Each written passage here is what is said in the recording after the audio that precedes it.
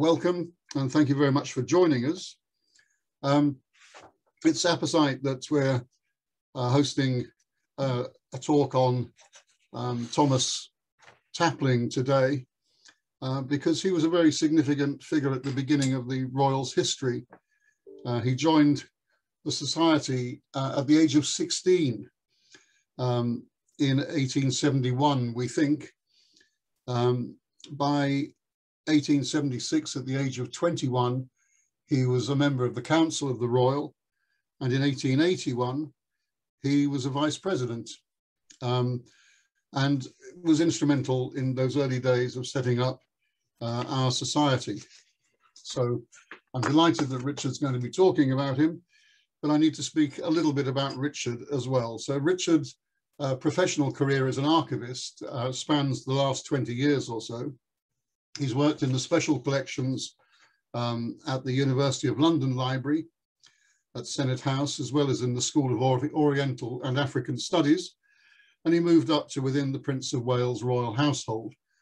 In 2004, he was appointed Archivist of the India Office Records at the British Library, a post he held for the next 10 years, and which has stood him in good stead in bringing some of the philatelic gems out of that collection to the philatelic world. And April 2014 saw Richard being appointed as the assistant to Paul Skinner at the British Library's philatelic collections as a curator. He's lectured and presented in the UK, in Germany, in China, in the US.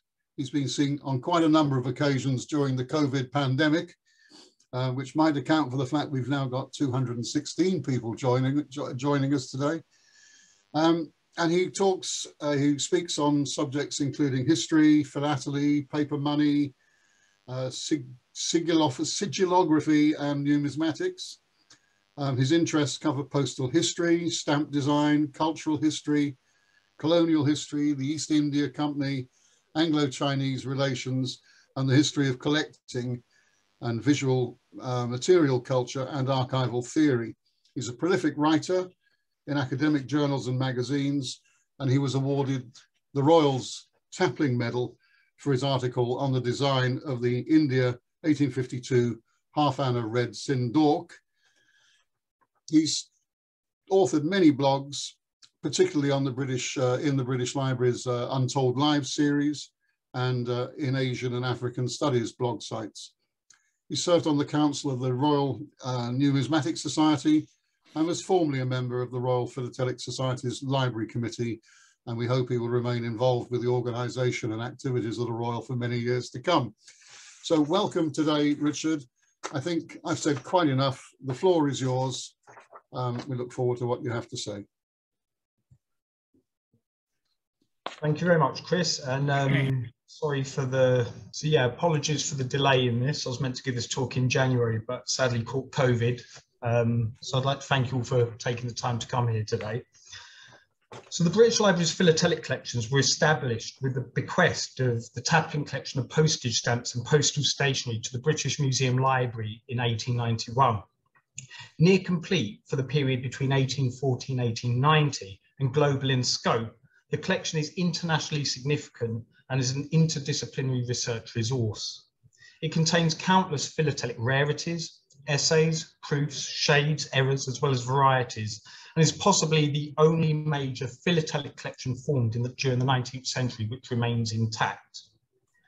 To mark the 130th anniversary of this donation and my department's creation, the following paper is going to discuss how the collection was formed, developed and curated during the 19th and early 20th centuries. And in doing so, one hopes that you'll all come away from it with a much greater appreciation of the long-standing historic and symbiotic relationship between the Royal and the Library's philatelic collections. So the collection was formed by Thomas Keay Tapling, who was born on the 30th of October 1855 at Kingswood House in Dulwich, London. And the oldest of Thomas and Anne Elizabeth Tapling's 4 children, he grew up in a wealthy household and was initially taught at home before going to Harrow in 1870 to complete his education. After Harrow, Tapling enrolled at Trinity College, Cambridge, and graduated in 1880 with a bachelor degrees in the arts and humanities and laws. He was then called to the bar at Middle Temple, and here Tapling specialised in medical jurisprudence, obtaining a master's degree in the arts and laws, which was the highest kind of qualification for the time.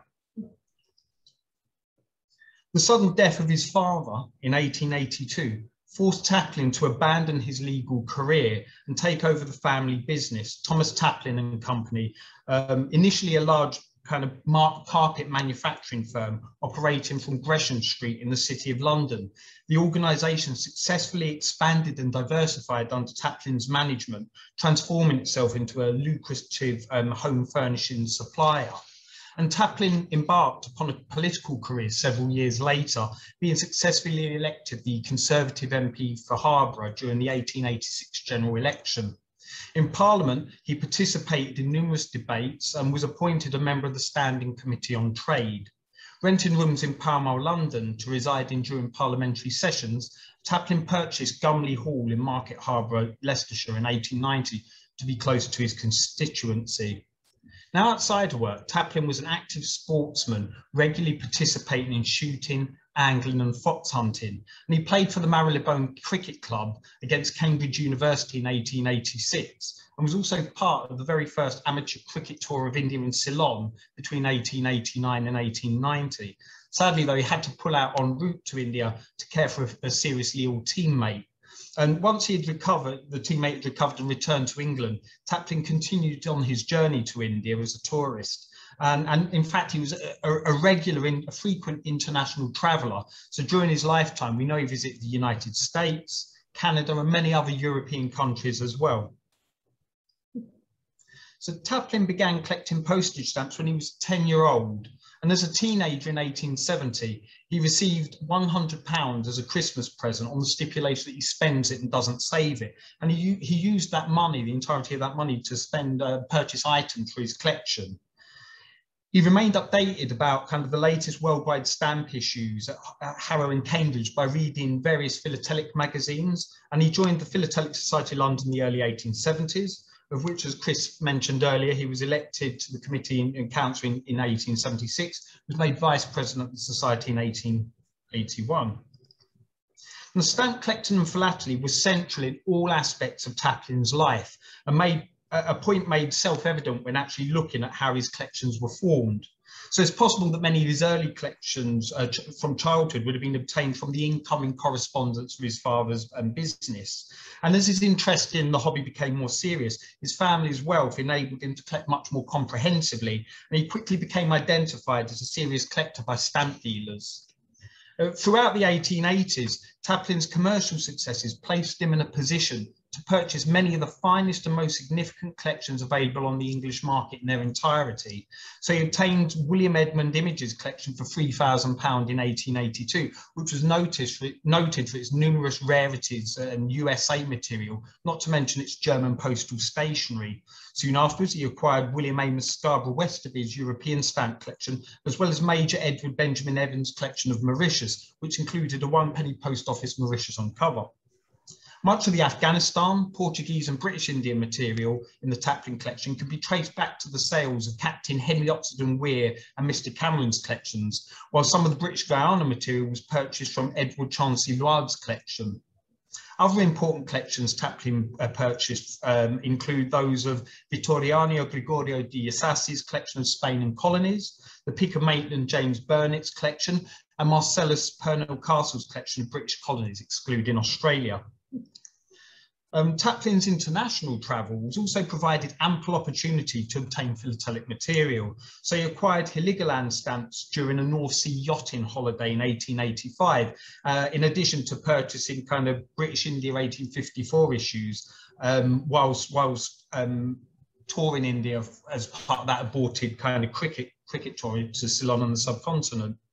His contacts and his friendships with European philatelists also created important opportunities to develop his collection, a point evidenced by the legendary swap with Ferrari of several Kashmir and Indian stamps in exchange for an unused Mauritius 1847 2p stamp. In addition to purchasing collections of major rarities, Tapling also maintained an active correspondence with leading stamp dealers worldwide to obtain particular items. And his chief aim was to collect every variety unused, only taking used stamps where there was no chance of acquiring them mint, or under the exceptional circumstances where they were more valuable used than unused. He also posted advertisements in the Sydney Press requesting former stamps from the Australian colony of New South Wales, which enabled him to obtain significant quantities of the 1850 Sydney View and the 1851 Laureate stamp issues. In 1886, Marshall and Gustav Calbot's important collection came to market, and Tapling was given the first choice of anything he wanted. And the arrangement and capacity for development of their collection impressed Tapling so much that he purchased a significant part of it for around £5,000. He then removed from his albums whatever the two brothers' collection lacked and parted with the remainder of his surplus material. But by the late 1880s, the collection's scale, significance and value turned Tapling's mind towards its long-term management and preservation. Being spread over both sides of his album leaves, significant parts of his collection prior to the purchase of the Calibot collection were at risk from damage from overcrowding. He therefore purchased 100 red Moroccan leather-bound albums, each of which contained 60 movable leaves of grey-green tint paper for the final write-up of his collection from Judge Frederick Adolphus Philbrick, the paper of which Tapling's collection is now written on. And this is one of the original albums which we've kept for archival purposes. On the 29th of October 1889, Tapling wrote up his last will and testament, and he donated his collection to the British Museum in the hopes it would form the basis of a national philatelic collection. Months later, in February 1891, he fell ill and was shortly after diagnosed with pleurisy, and unable to recover, tragically succumbed to the disease on the 11th of April 1891. He was aged just 35-years-old.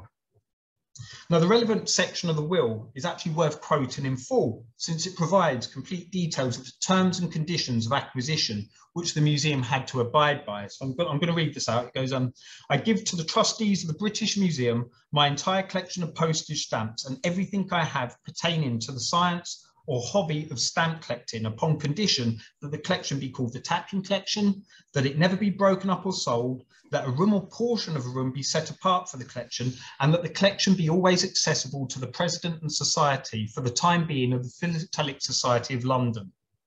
And in furtherance of this object, I bequeath to the said trustees the sum of £1,000 free of legacy duty to be applied by them to the mounting and arranging of the said collection, or in any other way they may think fit in connection with the said collection.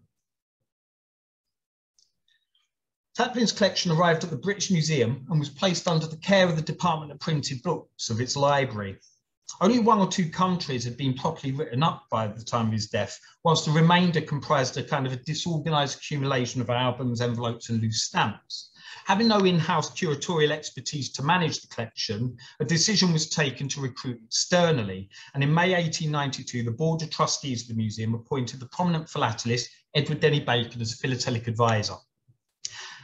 Born on the 29th of August 1860, Bacon began collecting stamps as a child, and he went on to forge an amazingly successful career as a professional philatelist.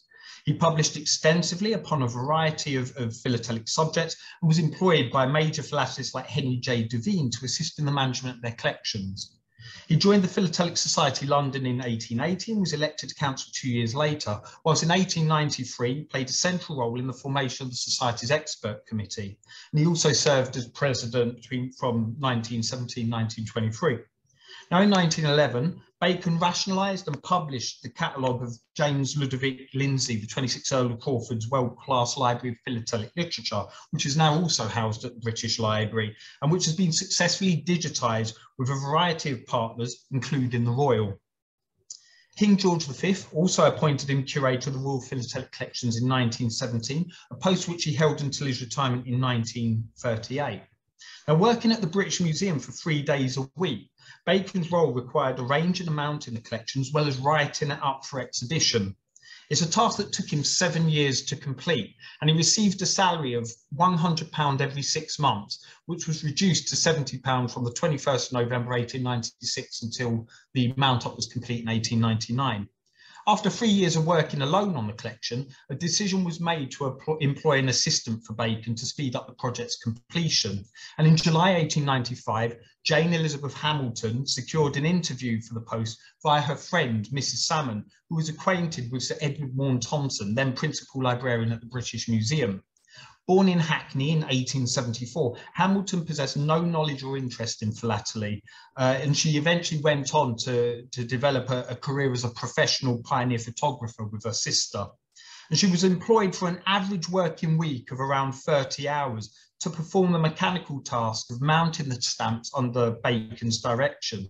Now, being the very first female ever employed in a curatorial role in the British Museum, the matter of her salary was initially overlooked. But thankfully, the oversight was quickly redressed and her salary was settled at £1 shilling 6 an hour, a figure which was eventually reduced to £1 shilling per hour from the 15th of December 1896 until the termination of her employment in October 1897.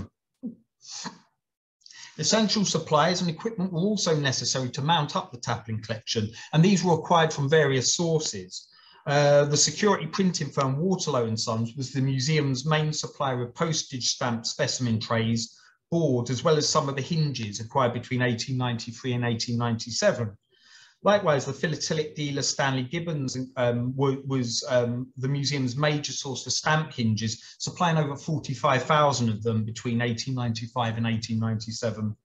An additional 350 leaves of mounted gilt Watman paper were purchased from Philbrick, whilst the binding firm Hollis and Son supplied the museum with 44 bottles of opal mucilage to help mount the material. Finally, the box maker Filmer and Sons were contracted to supply 30 cloth boxes with patterns and loose card in 3 different sizes to store the Tapling postal stationery collection. And here are some of the surviving invoices from the archive. Now, office space to work on the collections comprised a room in the museum shared with an assistant working in the printed books department named Mr. de Villiers. When the collection was not in use, it was stored in a specially constructed iron safe enclosed in wooden casing, inside which the many albums stood in rows. Now, the location of this working space has been a mystery for quite some time. However, an interview with Jane Hamilton during the 1930s provides an important clue, enabling that workspace where the Tapling collection was mounted to be located. And during her interview, Hamilton recalled, and I quote, "In the room in which I worked, there was a particular show book that visitors were frequently brought in to see. It was an encyclopedia, I believe, in 2 volumes, in which were notes on matrimony put in the margin by King Henry VIII. Locating the book will therefore locate the office space in which the curators were working.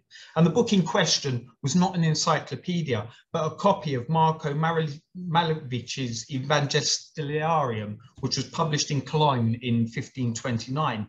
And this book formed part of the Royal Library, which was eventually acquired by the British Museum in 1757. It played an important role in English history, being used by Henry VIII for the intellectual groundwork to justify his divorce to Catherine of Aragon to marry Anne Boleyn. And this volume shelf mark, 843K13, makes it possible to identify that it was held in the north wing of the British Museum Library, which was constructed in the 1830s. And this space was known to have contained working areas for staff and was located to the King's Library in Pratchett Road Room, the significance of which will become clearer later on. So Bacon had previously known Tapling, donated to his collection and assisted with its formation. And this provided Bacon with real solid insights into kind of Tapling's vision regarding the collection's extent, structure and organisation. And arranged by postal authority and then chronologically, Tapling's intention, as shown as, with this page from India, was to have each stamp hinged and mounted upon a piece of white card with a red line around it. And the stamps on these cards were then to be affixed to the pages according to the date of issue, 1 specimen for each value of the issue being placed first, and then the shades and varieties of each value following in order, so that in the case of a large issue, the stamps of which might extend over several pages, the student would see at a glance a number of the values comprising that issue. Towards the end of each series, you generally find non-postage stamp material like telegraph stamps, essays, proofs for the respective postal authorities and issues at the end of each series. And to receive his 6-month salary, Bacon had to submit regular reports on work done on the collection twice a year, which is shown here with this report from 1896. And all 13 of the reports survive, which makes it possible to quite literally chart the collection's management phase by phase. So work on arranging and mounting up the collection can be divided into 13 different phases within 3 distinct periods. So the first 7 phases of the work occurring between 1892 and 1895 coincide with the first phase, in which Bacon was largely working alone on the collection. And he began by unpacking and arranging it, incorporating stamps, envelopes and other loose material into the main body of albums. And then he began rationalising the postal stationery material, working to arrange, mount and write up each section systematically. And in phase 1, between the 7th of May and 21st of November 1892, we know he arranged, mounted and wrote up the Mauritius, Lagos, Malta, Gibraltar, Ionian Islands, Buenos Aires and Hawaiian Islands sections, which included the following pages for the Ionian Islands 1858 issue, the Mauritius 1848 plate reconstructions, which are shown here. This was then followed by phase 2, covering the period between the 21st of November 1892 and the 21st of May 1893. And during this point, he worked on New Brunswick and Newfoundland and began completing the majority of the section for New South Wales. And again, work in this period is demonstrated here by the pages for the New Brunswick 1851 issue, followed by the Newfoundland 1857 issue, and of course the New South Wales Sydney Views 1850 issue. For the third phase, between the 23rd of May and 1st of November 1893, Tapling finished off and completed the New South Wales section, whilst also finishing British Columbia, Vancouver Island, Canada, Nova Scotia, Prince Edward Island and British Guyana. And again, here we've got some of Robert Clayton's essays for New South Wales that were done in this period, the Prince Edward Islands 1861 issue, and then these plate proofs for the Nova Scotia 1851 issue. Once phase 4 was undertaken between November and May 1893-1894, it led to the completion for the sections on Great Britain, Cyprus and Reunion Islands. And for reasons which will become clear later on, it's only been possible for this particular section to show examples of the completed work for Reunion at present. And these include this page for the 1852 issue, as well as the 1889-1892 Postage due issues. And they're lovely. Work conducted during phase 5 between the 21st of May and 21st of November 1894 was dominated by sections on the British West Indian and South American material. And during this period, the sections on Antigua, Bahamas, Barbados, Bermuda, British Honduras, Dominica, the Falkland Islands, Grenada, Jamaica, Montserrat, Nevis, Tobago and Trinidad were all completed. And examples of the work undertaken in this period include this page of the Montserrat 1876 issue, followed by the Nevis 1862 issue, and then the Trinidad 1851 issue. In phase 6, between November 1894 and May 1895, work was completed on St. Christopher, St. Lucia, St. Vincent, the Turk Islands, Virgin Islands, Ceylon, Gold Coast, Sierra Leone and Gambia. And again, for this period, we have examples of the work completed for this page of Sierra Leone 1859-1873 issue, the St. Lucia 1860 issue, and the St. Vincent 1861 issue.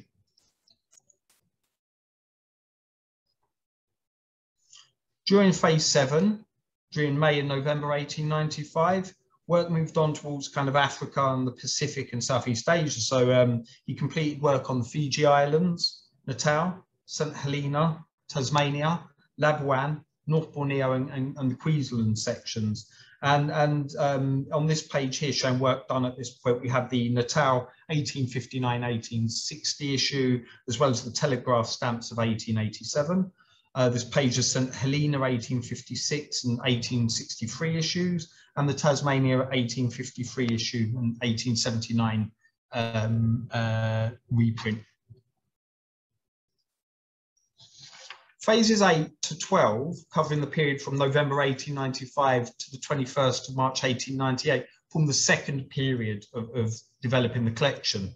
And it loosely corresponds with the appointment of Jane Hamilton as assistant, which leads to a substantial change in the working methodology. So work does continue to incorporate loose material into the collection's main albums and rationalising the postal stationery. And although a small body of material continues to be systematically written up, but the largest amount of work is done arranging and mounting it and deferring the write-up to a later date.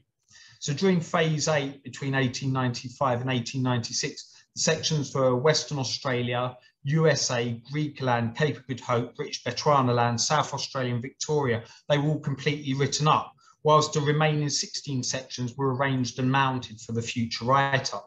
And completed work for this period includes this page of USA Postmaster provisionals, including the Baltimore Islands 1845 4-cent on cover, as well as the Providence, Rhode Island 1846 5-cent issue.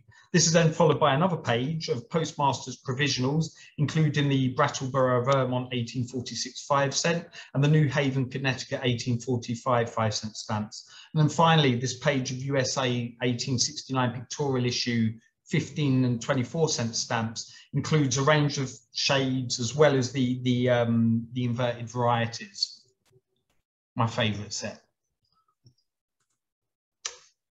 During phase 9 of the collection's development, between kind of May and November 1896, the sections for Heligoland, India and Sindh were all completed, whilst a further 46 sections were arranged and mounted. And work completed during this period includes this page with a sheet of India 1854 half-anna stamps, some original essays for the half-anna stamps from 1853, and a page of 1852 Sindh issue stamps.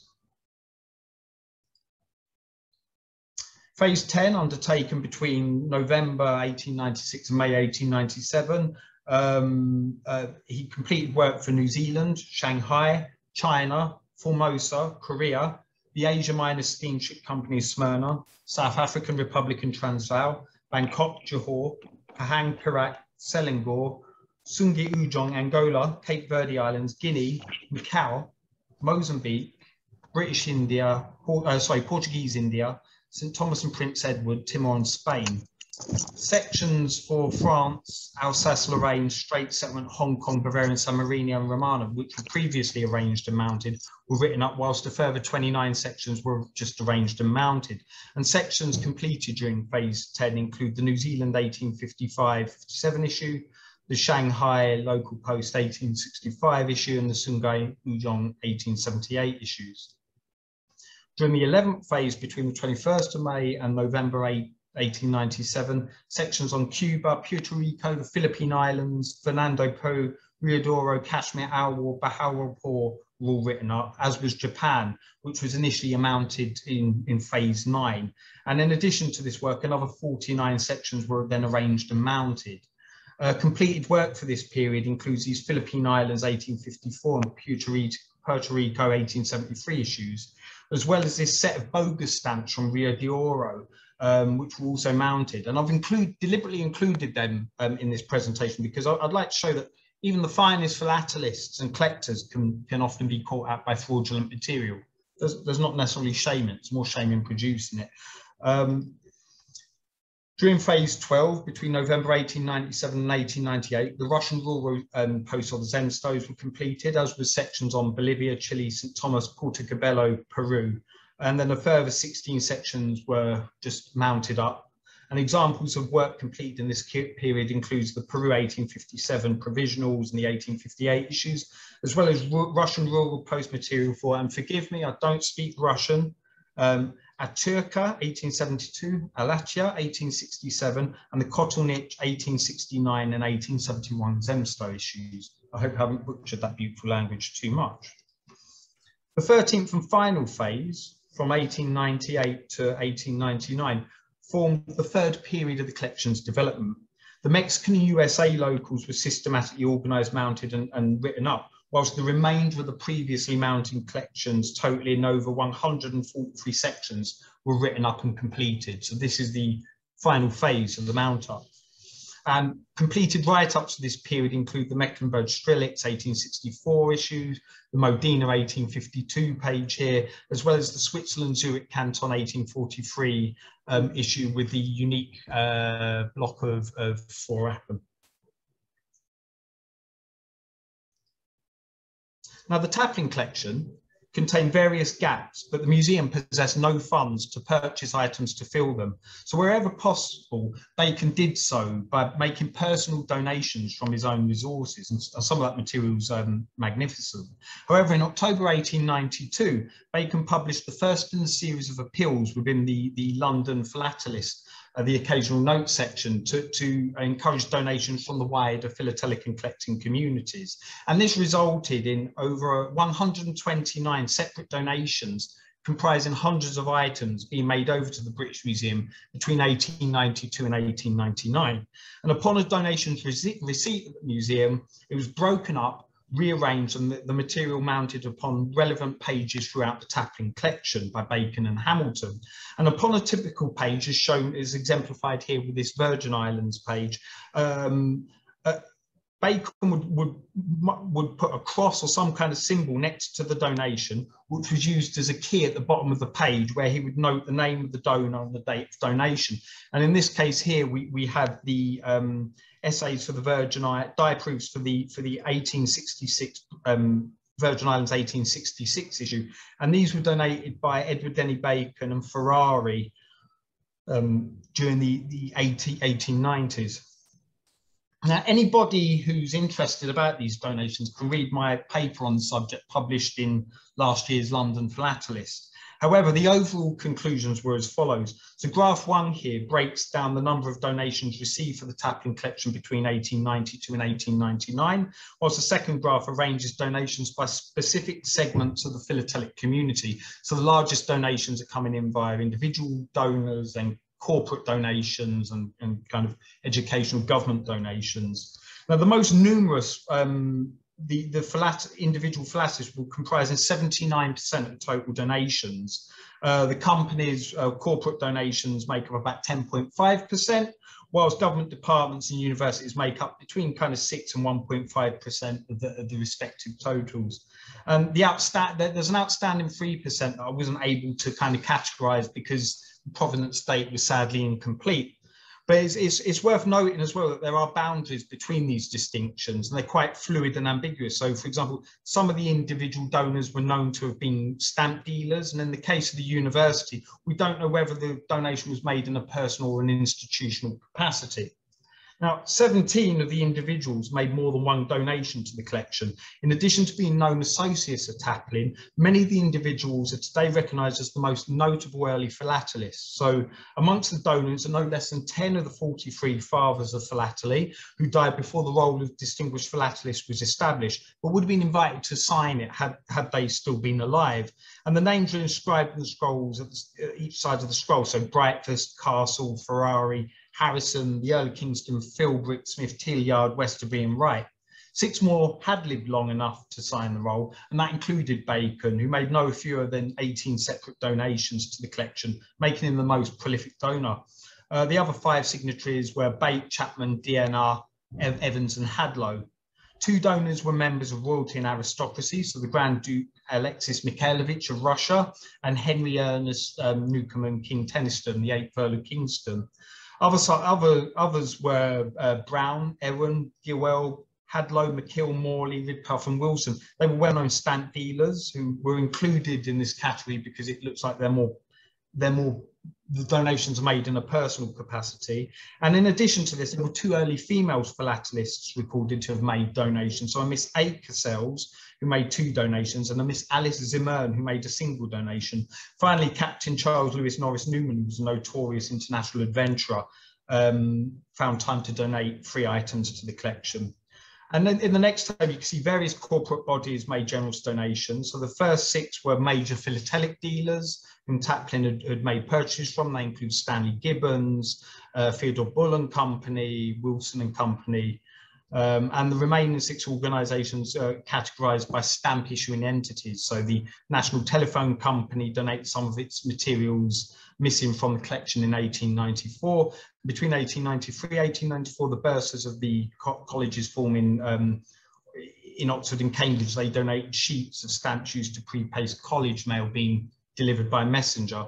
Finally, the Post Office Department of Canada made a single donation of New Brunswick and Nova Scotian stamps on the 24th of August 1894. Finally, arranging the data by country or issuing authority reveals widespread geographic coverage of these donated items. So they include 67 different postal authorities worldwide, and they're loosely categorized as the biggest donor kind of coming from the Americas and the Caribbeans. And then this is followed by material from Asia, and then Europe, and then kind of Africa, and then the Pacific. So, and by that I'm referring including Australia and New Zealand. Now, the significance of these collections, these donations range from commonplace to major philatelic rarities, and they represent every conceivable format. So essays, proofs, sheets, blocks, pairs, errors, varieties, as well as partials and historic manuscripts. And here's the Russia 1864-79 colour trials donated to the Tapling Collection by the Grand Duke Alexei Mikhailovich shortly before his death in 1894. Likewise, Henry J Devine donated this Great Britain mole-ready envelope postmarked 6th of May 1840, which was written in the hand of the British Library's most important chief librarian, Sir Antonio Genesio Maria Panizzi, and that was made over to the Tapling Collection around 1898. Now, Bacon began exhibiting parts of the Tapling Collection within the King's Library at the British Museum as early as October 1893. And for the audience here, I'm just circling around where the King's Library is. We have another area here called the Cratch Road Room, which I'd like you to remember for the later. And of course, this is where the offices would have been, what I was alluding to in the earlier slide. And here's a photograph of the King's Library in the British Museum from the 19th century, so shortly around the time when Bacon starts working on the collection. Now, material for, he started exhibiting material in the King's Library as early as October 1893. The material in the exhibition was regularly changed over as work on the collection progressed. And then Bacon would put regular public announcements in the philatelic press of Stanley Gibbons, the LP, everywhere to try and get people in. Now, 3 notable exhibitions during this period include selections from the Spanish material in 1898, which would have included this page of the Spain 1850 issue, and then material for the South African Republic in Transvaal in 1897, as exemplified here with this page of the 1870 issue. And then in 1896, for the summer, he put out a range of US material, which would have included the 1847-1850 issue page shown here. Now, the collection was displayed in cases similar to those used for books and manuscripts, and this ensured that only a small amount of the material could be shown at any one time. And it's a state of affairs that was commented upon and satirized by the philatelic community shown in this cartoon here. Now, exhibiting the entire collection would be far from straightforward and fraught with difficulty. So the stamps had to be protected from loss, damage and theft, as well as unnecessary exposure to light. Likewise, the space to exhibit it was a real significant problem. It was estimated that it would take over 12,000 square foot. Small wonder it actually took the museum several years to figure out a viable solution. Now, Bacon submitted several proposals to the museum's board of trustees during the 1890s, suggesting how the collection could be safely displayed in its entirety for the public. Now, the one formally accepted in 1899 and reported to the Royal was that he planned to employ a number of cabinets with shallow drawers, each one covered with plate glass, which could be pulled out sufficiently to allow an examination of the sheets of stamps it contained. And it was proposed to build them along the same lines as those ones at the Natural History Museum in South Kensington, used for the display of butterflies and moths, except that the drawers would be a lot shallower. Now, the cabinets, when finished, were to be placed in the King's Library, where anybody entering that part of the museum could view the collection. Now, the following year, Bacon had to announce the proposal's abandonment because the drawers were so shallow that the second you put any pressure on them, they were liable to break away, creating a real collection security issue. So instead of kind of horizontal drawers, he proposed vertical pull-out slides instead. And the frames of these slides were proposed to be made of wood, each one containing 4 sheets of stamps, 2 on either side of the slide. And a piece of millboard was to be inserted in the centre of each slide, on which the 4 sheets of stamps could be fastened to obviate the tendency to slip that might occur. Each slide was to be covered with a sheet of plate glass and fixed in a way to leave a small space between the glass and the surface of stamps so they don't bind over time. The slides were then placed in rows within the cabinets, and they would run in separate grooves, pulling out far enough to allow you to observe the material. Now, by the 31st of January 1902, the spec for the cabinets had been determined and the manufacturer was assigned. And by 1902, Charles Phillips reported in Stanley Gibbons' monthly journal that he had been to see the progress made, and on May the 20th, the 3 large cabinets were in position, being located nearly in the centre of the King's Library, so a very prominent place. The cabinets were about 6 feet high and double fronted. Each one contains 396 slides working on brass runners. Each slide shows 4 different sheets of stamps, and the slides are in 2 rows, one above the other. Underneath the slides of the stamps are pull-out slabs of polished wood to be used as a table for taking notes, and the stamps were being arranged in alphabetical order, and the first 1,200 sheets were in position. He speculated around this point that it would be open for around June. It wasn't the case, but he praised the workmanship, and he notes that the cabinets cost the museum £3,600, which is a vast sum of money for the time.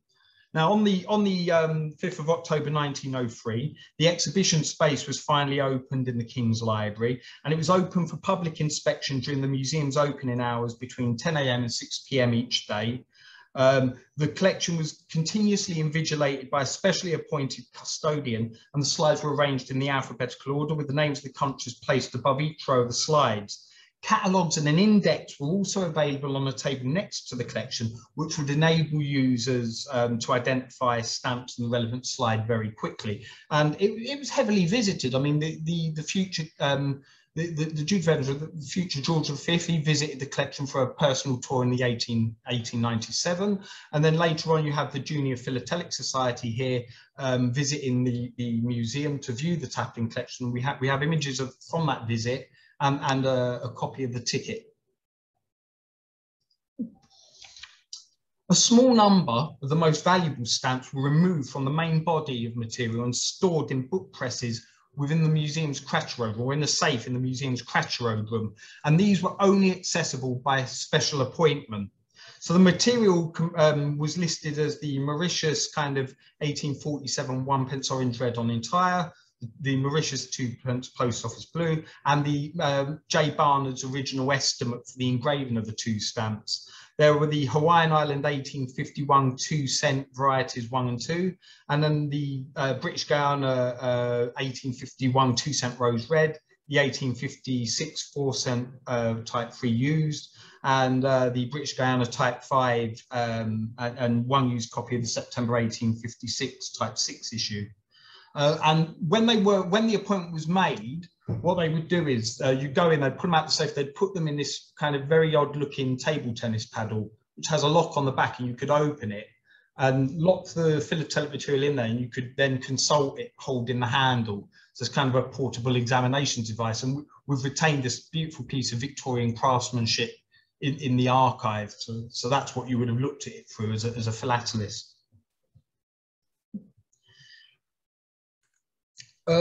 So due to the sheer scale of the postal stationery collection, it was only possible to exhibit a small portion of it within the exhibition cases. And slides 1105 to 1138 comprised the registered envelopes, which includes some of this material. So some of the postal stationery from France from 1870, 1882 with the pneumatic mail, the balloon mail, the embossed prepaid envelopes were in 1841, and the Russia 1848 prepaid envelopes.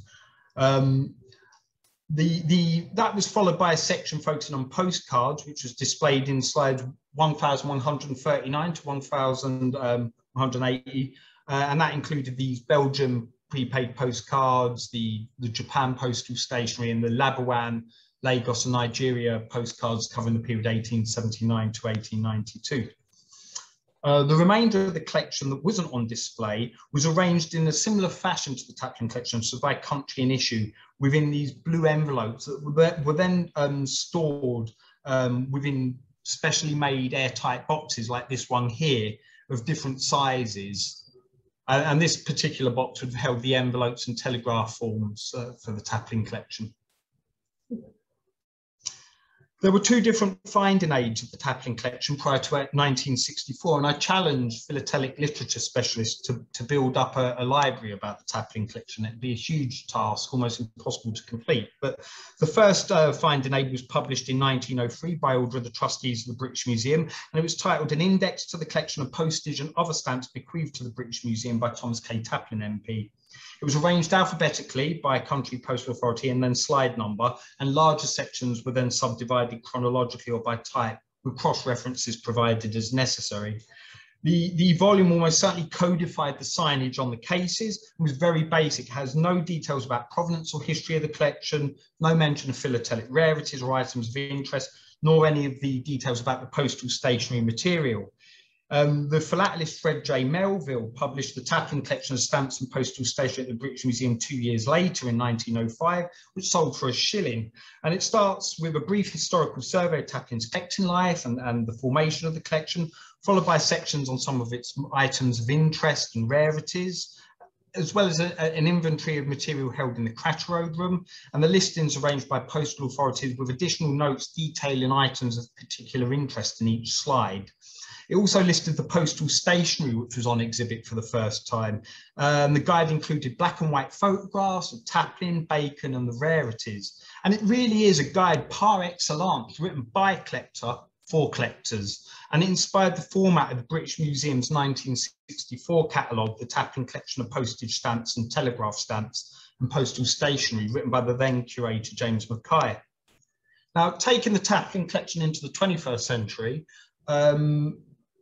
Paul and I have been working very hard on getting it digitised over the last year. So we've currently digitised over 2,500 pages of it, with the intention that we hope we can have it online within the next couple of years. We want it to be done, we want it to be used for research, not just pretty images you can't use. So we've taken individual scans of each page at 800 DPI TIFF files. So you can really zoom in, as I have here with this 1871 Afghan issue. And here's an example of some of the work. So it's not enough just to take a picture. You need to create the metadata, which we've been doing on our ISIG compliant database here. So this is for page 3, where the line is for the Afghan. And this is the page, so that eventually when they go on the public facing platform, the data can match the image and work through.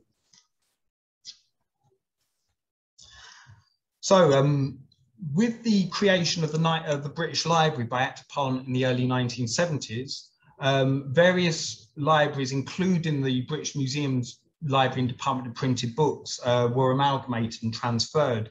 And that included the philatelic collections. So, you know, Tapling's exhibit of philatelic collections is long-standing. It was on display in the BM from 1903 right the way up to its move to its current site in 1997, with a small exception during the Second World War. And today, you can still go and view much of it there during library opening hours. And we also have a dedicated research room where readers can come in and work with the collection and work with our bibliographic resource. And here's a picture of me with Paul, the good, the bad, the ugly. I'll let you work out who's who, showing in. So you can come and look at the collection, or you could book an appointment in the British Library's Philatelic Collection reading room, Monday to Fridays between 10 AM and 4 PM. Current pandemic notwithstanding, we are still currently closed, but listen out, when we are reopening, we will make an announcement. So the collection management and curation of the Tapling Collection, the British Museum Library in the late 19th and early 20th centuries had a profound impact on its continued management, arrangement and curation well into the 21st century. So individuals viewing the collection at the library find its archival integrity remains intact and unaltered since the days of Bacon and Hamilton.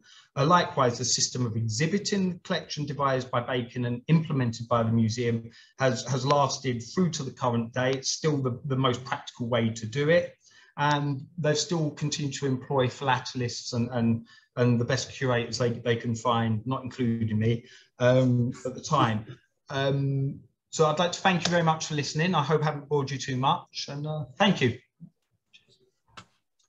Super. That was splendid.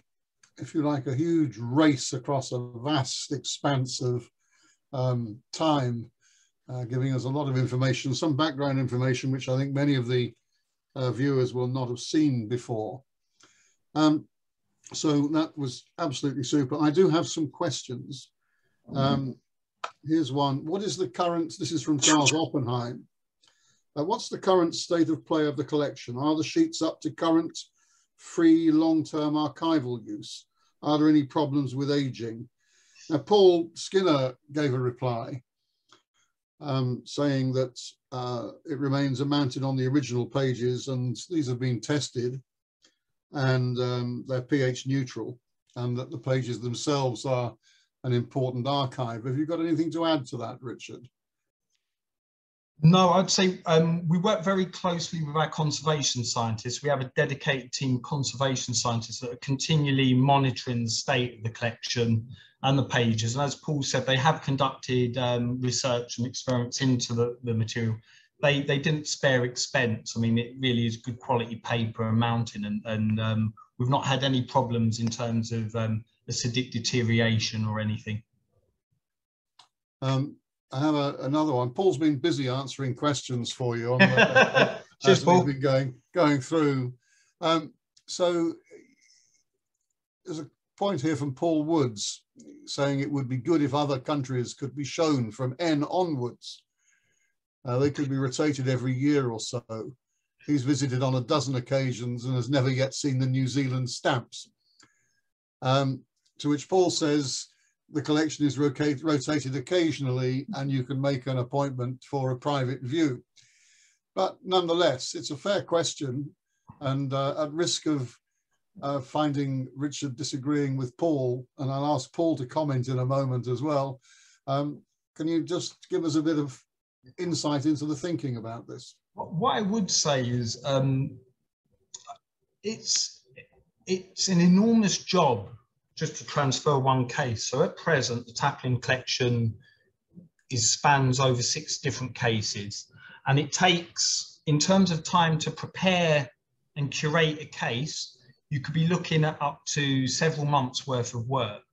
But in addition to the amount of time it takes to select material, mount it, dismount it, there's also the cost of supply. So we have to make sure that they're mounted in conservation grade polyester, mounted on acid-free board, and that runs into significant sums of money. So in an ideal world, we'd like to change over as much as we can, but it's not always practical. And then on top of that, there's literally just 2 members of staff. So there's my boss, Paul Skinner, and myself, and we run the entire operation. So all the front and back of house operations. I can tell I've worked at the library 17 years this month, 7 of which have been in the philatelic collections, and I've never worked so consistently hard. I used to have brown hair when I started. I blame the philatelic department for this, but it's in an ideal world we would change over, but we do what we can, and hopefully we'll get it transferred soon. But likewise, the good news is all of the countries from N to Z are now digitized. So hopefully at some point we should get them online. The challenge now is to get countries A to M digitized, because they're the ones in the case. And you will have seen that bias in my selection of material, because the library being closed, restricted movement and access, I've really been confined to the images that I've digitized so far. But you know, we take the point, but it comes down to resource in terms of manpower, money, and time. But you know. Thank you. Beata, you can hear this. Will you please go and answer the front door? Okay, Paul, is there anything you want to add? You can unmute yourself. Hi, Chris. Hi, Richard. There. Hi. Hello, everyone. Yes, it really comes down to a question of manpower. There's Richard and I, and as Richard has explained, we're doing all the activities of the department. And much as we'd like to rotate all the collections and have more collections on display, it simply comes down to the time available and being able to, once we start a job, we have to have sufficient time to be able to finish it, because you can't change half of it and then go away and do something else. So it does take planning, and with just the two of us, it's not as straightforward as it might be. Yeah. Okay.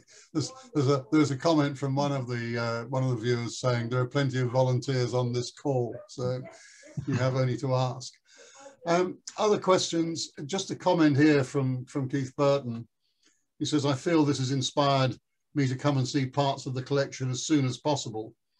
Presumably there's a catalogue online to give an indication of what's available. Is there a website he can use? So we have the Philatelic Collections web pages, which will give you an overview of our collections and the holdings. I'd also point out as well David Beach's guide, which is very useful to give you an indication of what we hold. I don't have the exact bibliographic details to hand, so apologies to David for not plugging it properly. But in addition to that, we're now cataloguing, you saw the database, onto a system called IAMS, and philatelic material should start appearing when, some of it should already be up for people who use the Explore Archives and Manuscripts catalogue. So you'll certainly find sections of material online that way. So using the main catalogue. Eventually, I mean, of course, with the digitisation project that Paul and I have been working on, eventually there will be dedicated pages up available for those. So it's still a work underway. In terms of the images and the metadata, which is the data tied to the images, we're delivering. We're literally now waiting on the library's IT infrastructure to be able to upload that content. So as soon as they're ready, we're ready. I've got to say that like Mark Botu, I first saw this in the 1960s. And I have to say that I found that the slides really not quite an ideal way of seeing these things. And we're so lucky now that we have the internet and very good screens to see far more than you can actually see easily and in more detail than you can see in a personal visit. So I'm sure online is the way to go. But there's another question here from Chris Forward. Have you ever thought about producing an album of the highlight pages of the collection, similar to that which was produced for the Royal Collection a few years ago? Paul and I, we had a bit of an argy-bargy on this one. What we did initially, we started scanning the Australian and New Zealand material with the intention of doing like an edition Dior. But as work progressed, we resisted that temptation. We thought instead of doing that type of approach, it would just, because then it's confined to people who could afford the book or access the book, that we took an active decision as a team. You know, and actually I was more for the book than digitisation, but Paul's like, no, let's get it up, let's get it out there for free so anyone worldwide could use it. Sadly, the pandemic's kind of knocked it off track slightly, as it has with everywhere else. But we are hoping, like I say, it's a priority to get it up and out as soon as possible. I mean, what I would also recommend, I mean, I agree, slides are terrible for philatelic research, because if you're fly specking and you're really going into the detail, you really need it on a desk. So I would point out that if anyone does want to conduct research using material in the cases or that isn't in the cases, please contact us, book an appointment. It's the nation's collection. It's yours. It's yours to use and research. So please contact us. Can I just add that we don't just have the Tapling Collection, there are other fantastic collections there as well, such as the Fletcher Collection of Great Britain, the Crown Agents Department Archive, the Board of Inlive, and many others, which represent a huge resource for philatelic research. So if anybody is contemplating or writing something, then please do contact us, because we can help.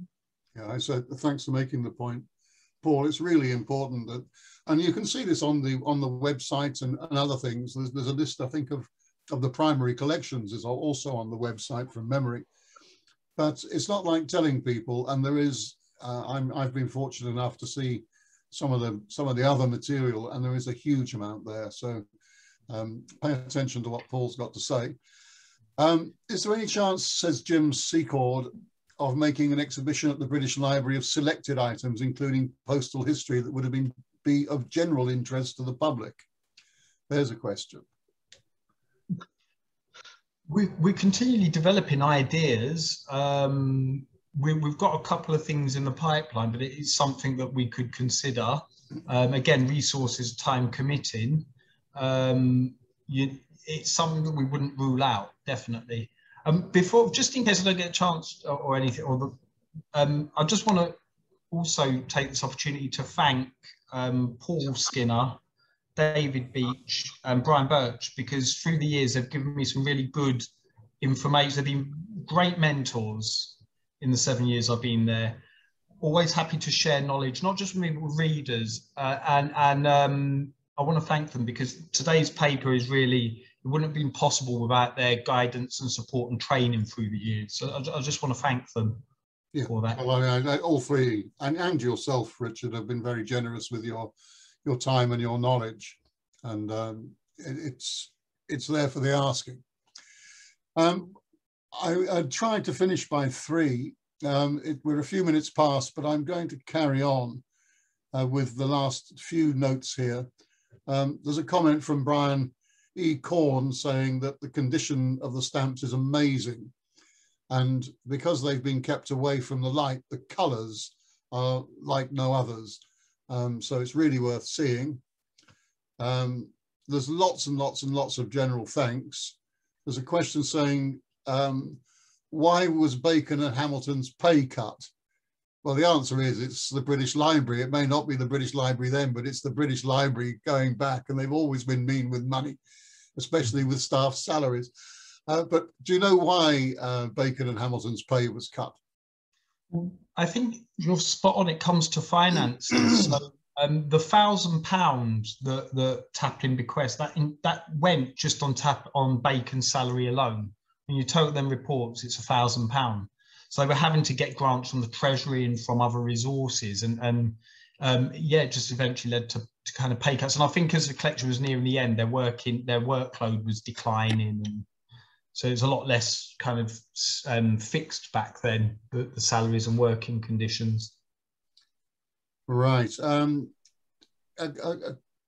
Did Tapling know, thank you, did Tapling know that any of the stamps which turned out to be bogus were bogus? Good question. I don't know, but I suspect he may have 1 or 2 of them, but I think he was also duped as well. So there will have been some that he would know were bogus, but I think that by and large, a few of them he was duped by. But that's supposition on my part, I'll be honest. Another question, were further additions to the collection made by donation more recently than the late 19th century, or was the collection then closed to further expansion? That collection was closed, but donations were coming in from the Crown Agents as early as 1900, and they went on to form what Bacon mounted up later on, the supplementary collection. And in fact, all of our collections comprising 8.5 million items, that's 70 collections. It's come from the largesse of the philatelic community, so donation, bequest, gift, or official government transfer, like the Crown Agents and Stamping Department Archive. So literally, it was a collection built by the government and the philatelic community and members of the Royal. I think on that note, I think most of the other questions have been touched on in the answers one way and the other. It's worth repeating that there's a lot of saying, wow, I didn't know that.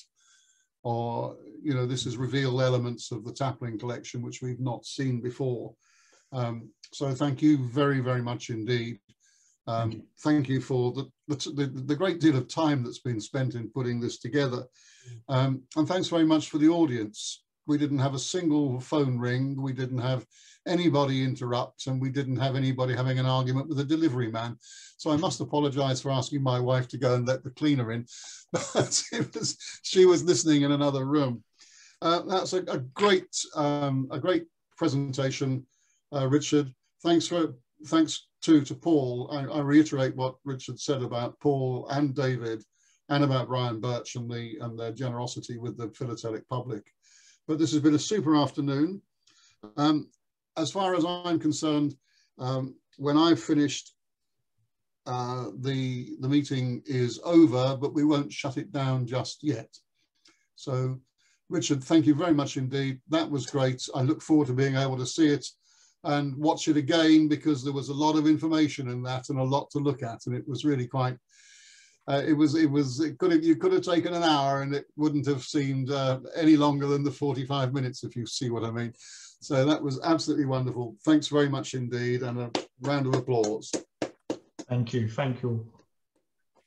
Yeah, thank you, Richard. Very lastly, I need to say thank you very much to Nicola Davis, who's the Society's head of collections. She's responsible for putting these occasional events together. The next one is really rather the dust card after the Lord Mayor's show, because I'm making a presentation on the 28th of September on, it's called Organising Philately, British Clubs and Societies, the First 150 Years. And I'm going to try to rush through to work through the history of clubs and societies and organised philately in the UK. Which is actually quite a challenge, because there's very little in the way of records. So if you'd like to join us on the 28th of September, I'd be very pleased to see you. I doubt I'll turn out nearly 250 people, as Richard with his magnetic pull has managed to achieve today. So thanks very much again, indeed, again, once more. And now, formal meeting over, we'll be open for another 15 minutes or so, and then we can go and get on with our day. So thank you very much indeed. Thanks. Thank you.